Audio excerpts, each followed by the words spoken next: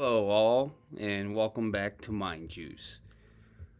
It's only been a few days, but I wanted to check back in. I've had a lot of requests for me to make a shortened version of this Rothwell response, given that in my last piece I didn't really get to it until over an hour in. So this is going to be a very short, condensed rehash of this, implementing some comments I've gotten and some further understanding that I've gotten, okay? So if you watch my last video, it's going to be a summary of that second part, okay? And if you haven't, you can go back and watch that. All right, because I do think this response, which Jason made off the back of my psychic medium video, wherein I used his TikTok account and his videos and really assessed his answers to questions like, should psychics be used more in missing persons investigations? And then he answered. If you'd like to see more into that, you can go back and see that episode.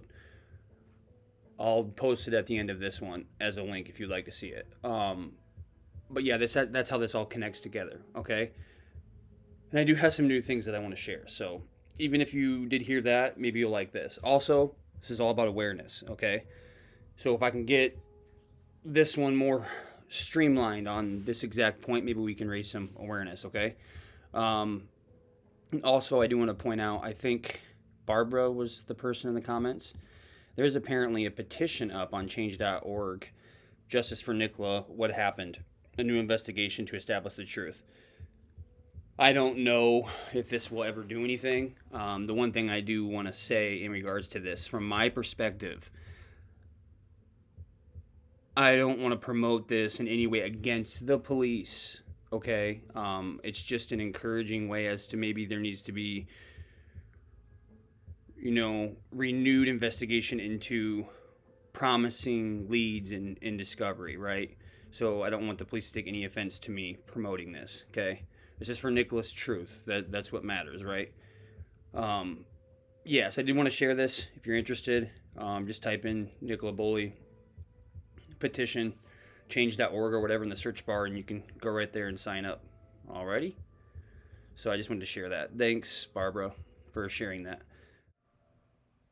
So today was great. I watched your guys' coronation over there. I was amazed by all the spectacle of it. It turned out great. It was very, very awesome to watch. All the different army branches walking in with different outfits and stuff on, all in sync. That was fun to watch. And Westminster Abbey, I love coverage there. That place is so beautiful. What a relic. Someday I want to visit there. Yeah, the moments between the King and William were good to watch. And then Kate Middleton's Union Jack dress was just stunning. It was a great turnout. I enjoyed following along. I've grown a special place in my heart for that part of the world now, thanks to Nicola. So I did tune in. I enjoyed. But yeah, so this one I'm not going to get all the way into like all the astrology or some people saying it was astronomy. I don't want to get that technical. But I will try to simplify it as much as possible, okay? So first, again, I'm going to reread through this, okay? Just for those that haven't read it, and then I'm going to go and rehash it, okay? So, Jason Rothwell, in response to my psychic media video about him. I would just make a note here off thanking Mind Juice for asking my permission and to use my content. I watched the whole thing.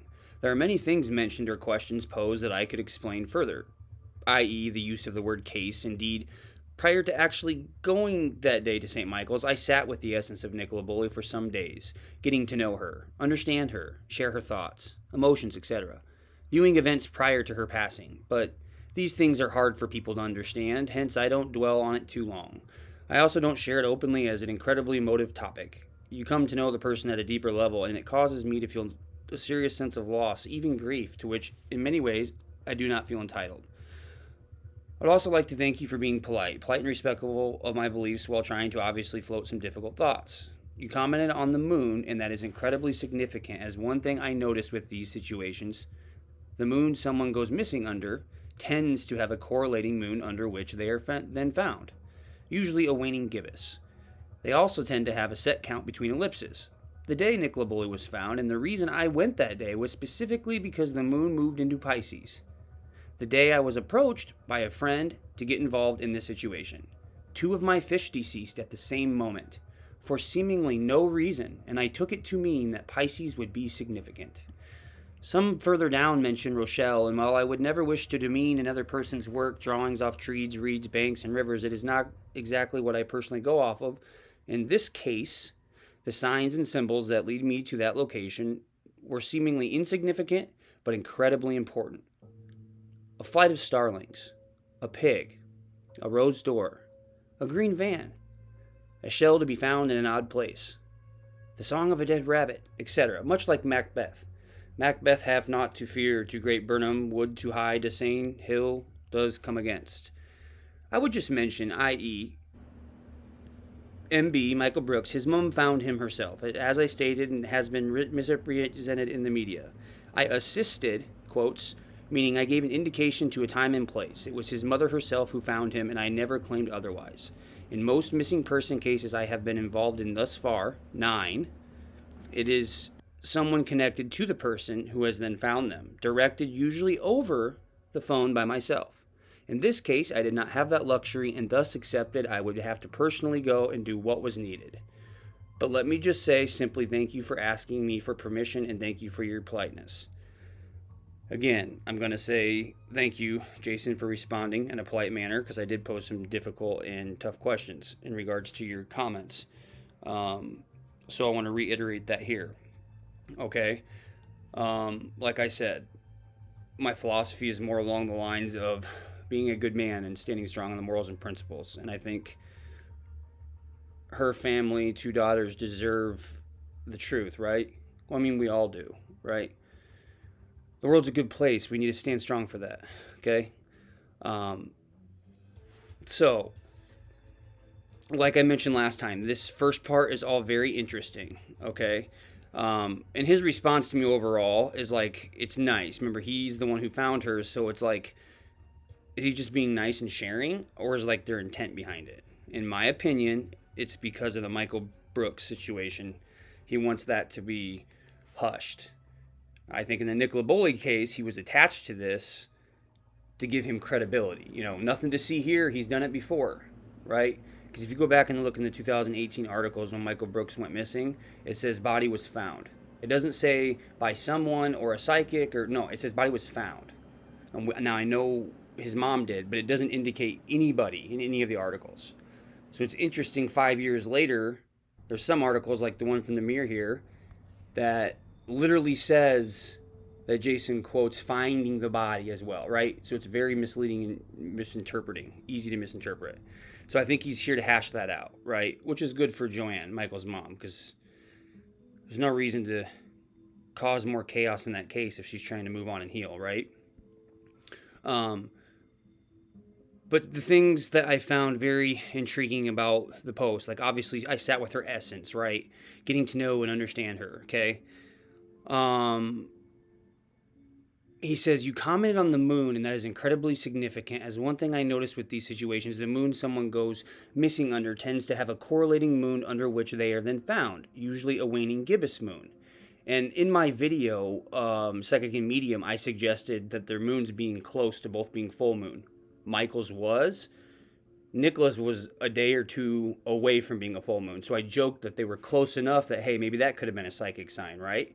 And then in this response, he plays off that. You commented, and that is incredibly significant. So he's validating that, right? And he says, one thing I noticed with these situations, the moon someone goes missing under, correlating moon under which they're then found, waning gibbous. If we look at Nicola Bulley, and I showed this in my last video, she went missing on January 27th, which was a waxing crescent. And then she was found on February 19th, which is very crucial, which was a waning crescent. So the moon cycles go through 8 phases. It starts with a new moon, goes through a full moon. There's 8 phases, 4 subcategories, right? Waning and waxing crescent, waning and waxing gibbous. which is interesting because he misspells gibbous here. There's no E. But then again, I don't know if it's some slang in the other English. You know, sometimes spellings are a little off. But in Nicola, like I said, missing waxing crescent, found waning crescent. Michael Brooks' case, he went missing on a waning crescent and was then found on February 6th on a waning gibbous moon. So, out of the 4 situations, Nicola missing, then found, 1, 2. Michael Brooks missing, then found, 3, 4. There's one that's a waning gibbous moon, and he says usually a waning gibbous moon. Well, in the context of these 2 cases that we know officially he's been linked to, although he says 9 down here, it wouldn't be usually a waning gibbous, right? Because 3 of the 4 are actually crescent, not even gibbous, right? There's only 1 even on that side, right? Not to be too technical, okay? And then he says tend to be correlating. I wanted to elaborate this too. So this is tricky. So if you look at this, correlating can be used as, see crescent over here, gibbous over here. You can say these are correlating because they're both crescents, right?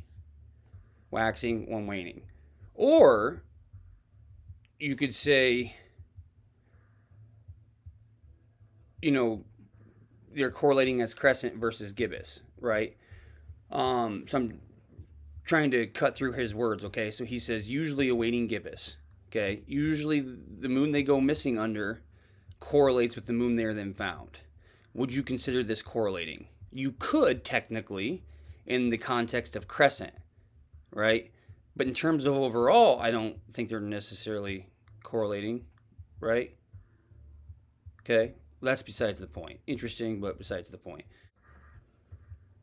All right, the next thing I wanted to point out is, so we see the different phases. That's what first got me, like, oh, something's off. The day Nicola Bulley was found, and the reason I went that day, was specifically because the moon moved into Pisces. The day I was approached by a friend to get involved in this situation, 2 of my fish deceased at the same moment. For seemingly no reason, I took it to mean that Pisces would be significant. Like I said before, my overall question with this is what killed the fish, okay? Because that's odd to me. No disrespect meant, okay? But he says the moon moved into Pisces. This caught me, right?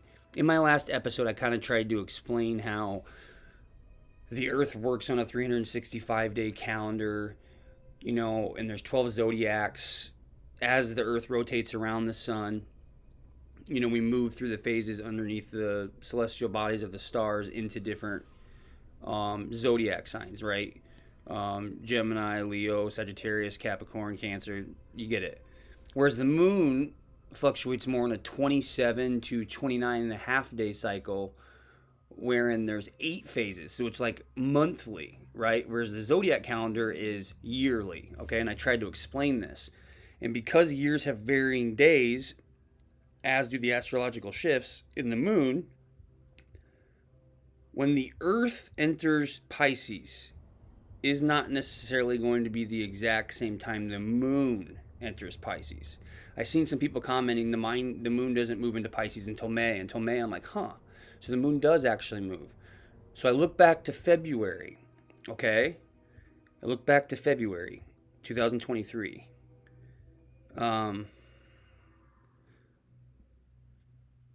What February 2023's new moons in Pisces mean for your zodiac, okay? When life gets good, it's going to be hard to hold yourself back. Like who said you can have too much of a good thing? Not you, at least not during the new moon in Pisces. This astrological event is happening on February 20th, 2023. Okay? February 20th. The Earth entered into Pisces via its calendar date and it's orbiting around the sun on February 19th. Okay? That's when Jason chose to say Pisces, the moon entered. But the moon doesn't enter Pisces yet until February 20th. So technically, he says the moon moved into Pisces. No, the Earth did, but the moon hadn't quite made that rotation yet around. So it hadn't yet. They're off a little bit, right? And every year these dates are going to be different. They don't always necessarily align with the astrological Zodiac signing dates. So we understand that February 19th is when Pisces, for birth dates, and us in the Zodiac calendar marks Pisces is February 19th. But Pisces in the moon phases doesn't always exactly align with that. In this exact instance, it went into Pisces on February 20th, which is the day after Nicola was found. So you can't in any way say that the moon moving into Pisces helped you in guidance toward finding Nicola, because that moon did not occur in Pisces until the evening after you found her. So it's not possible that you used the moon going into Pisces or you thought that it was significant, right? This is where I'm cutting through the psychic stuff, okay? And then I wanted to share this too, another comment on the video. Maria Flores, welcome, thank you. Everybody, she is the one who recorded the April 4th incident with the police searching the River Wire. And I went to go check. I'm like, that name sounds familiar. She commented. So I haven't subscribed yet. I can do that now. Welcome. Thanks for commenting. But she clarifies it. The moon goes through all 12 signs in the 27-day cycle. It changes every 2 to 2.5 days. The morning of February 19th, the moon was in Aquarius. See, she's right. Not really sure why Jason would give all this false information about the moon, because the moon didn't go into Pisces until the 20th. She's right. Okay? But the next thing I found is interesting. Look who's replying to her. Sherlock. You kidding me right now? Can you just imagine where my brain's going? Not going to go there. Welcome, Maria. Yeah. So there's a little bit more precise. I said last time the moon doesn't move into Pisces. Well, apparently it does. But it didn't until February 20th. So you can't use that as the basis for guidance to finding Nicola, right? And like I said last time, he's claiming that 2 of his fish deceased at the same moment. For seemingly no reason, I took it to mean that Pisces would be significant when he was approached by a friend to get involved in the situation. And I said, that's crazy to me. I'm sorry, I just can't believe that on its face. Like, I don't even think he has 2 fish. Like, how can you honestly tell me this is the truth? Like, is this in the police report? Right?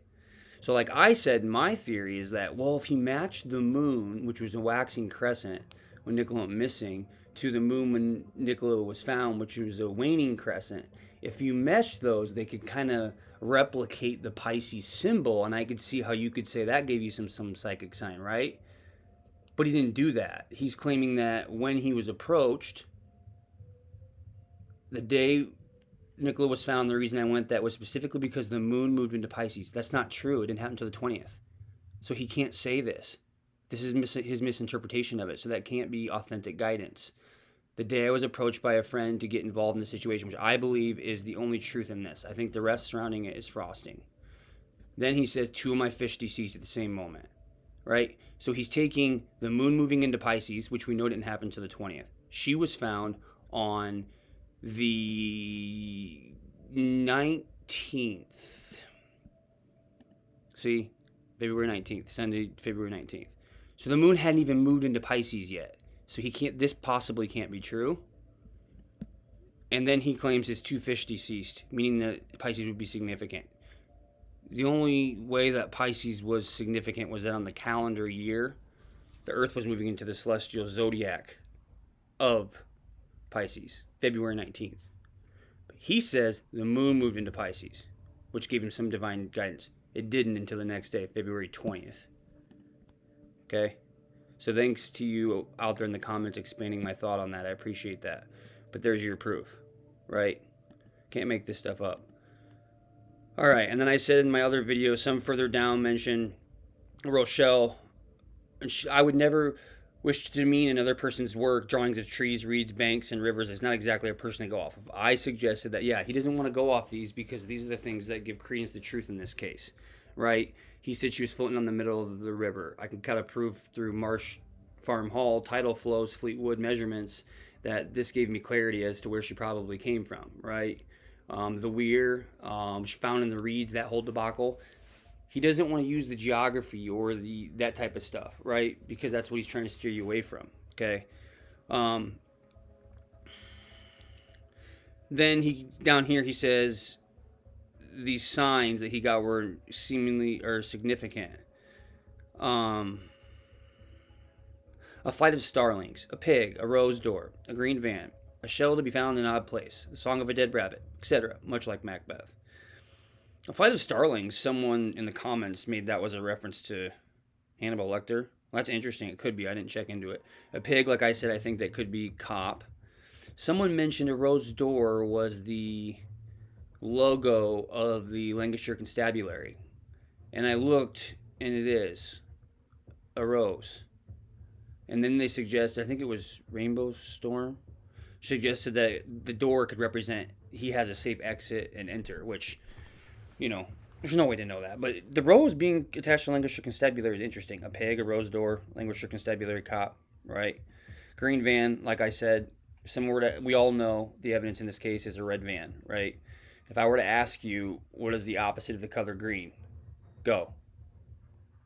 It's red, right? So, in my opinion, he did reverse psychology, knowing that this is something people are feeding off of, slapped in green van to get people to go, oh, maybe it was a green van. Let's see what green van is. No, people, right?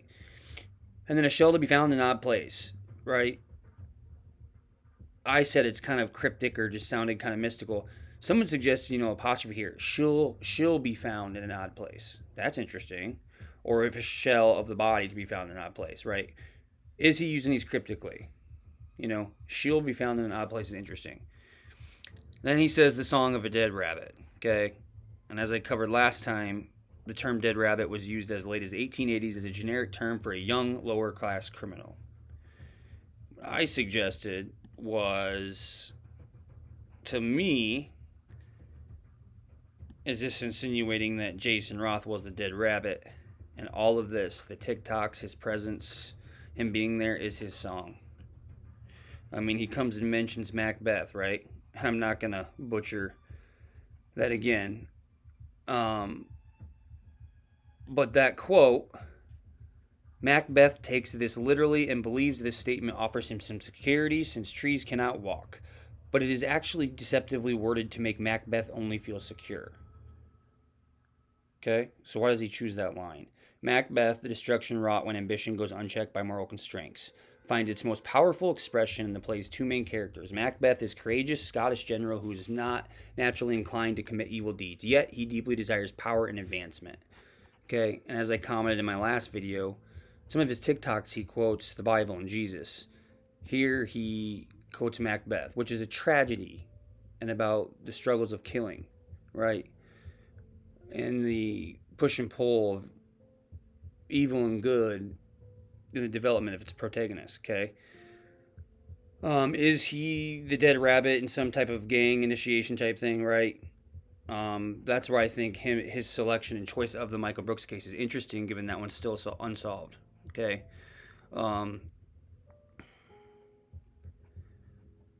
But then he comes down here, says,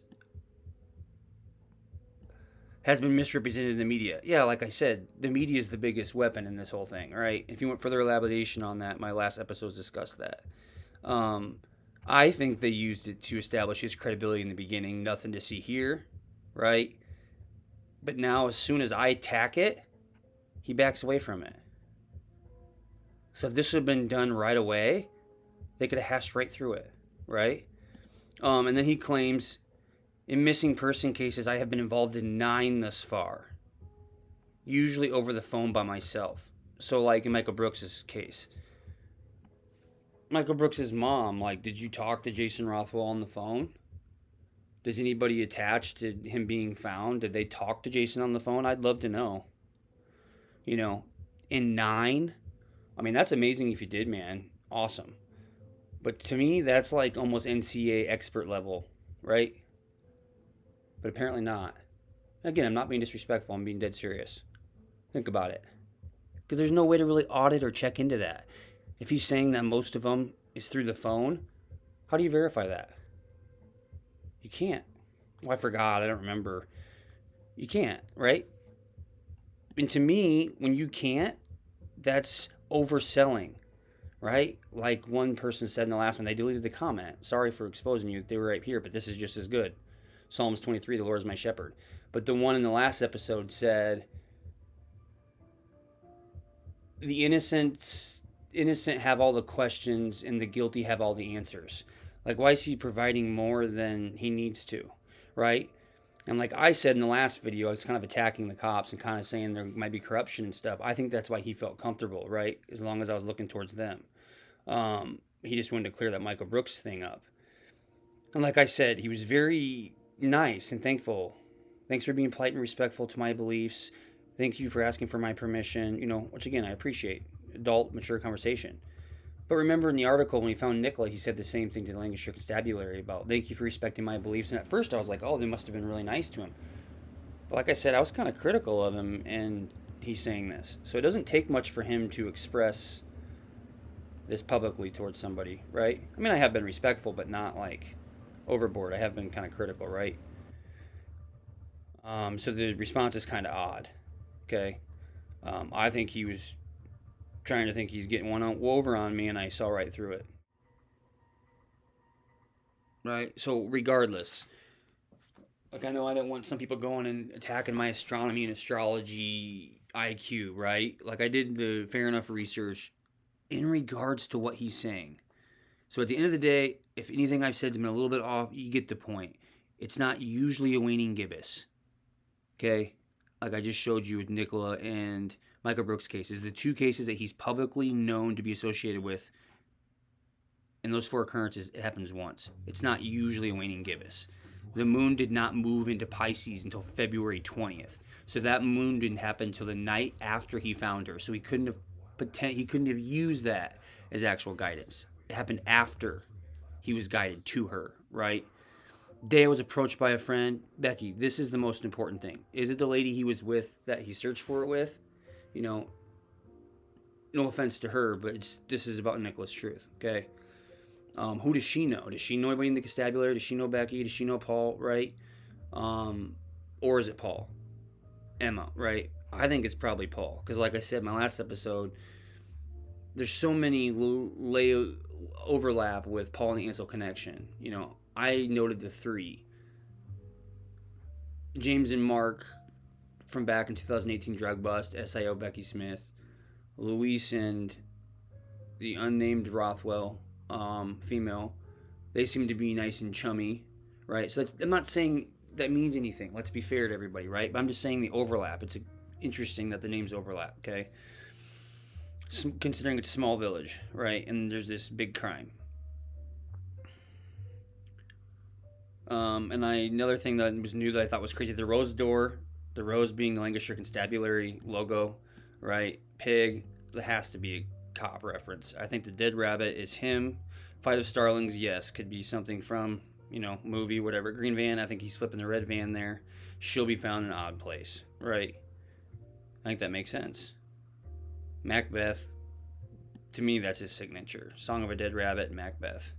Trying to outsmart everybody with his word craftsmanship, right? The way he dressed everything together here, okay? And in the 9 thus far, you can't audit that. You can't check that, right? So this is the truth. And like I said here, what he took, right? He's building the truth, and he's building it off of this moon thing that I suggested. He literally says, I'm going to read this one more time and wrap it up. The day Nicola Bulley was found, and the reason I went that day, was specifically because the moon moved into Pisces.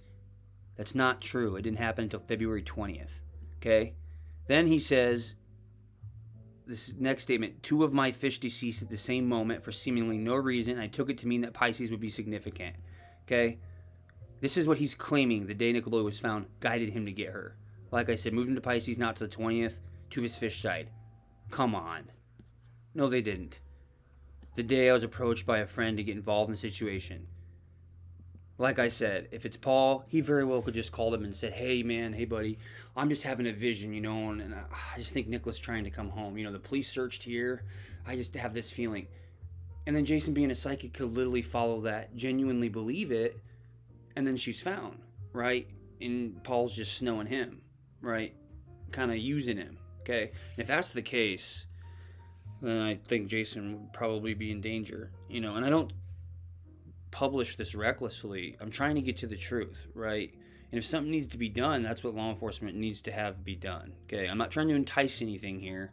I'm trying to bring peace and resolution to a family that deserves it, right? So, yes, I tried not to babble very much.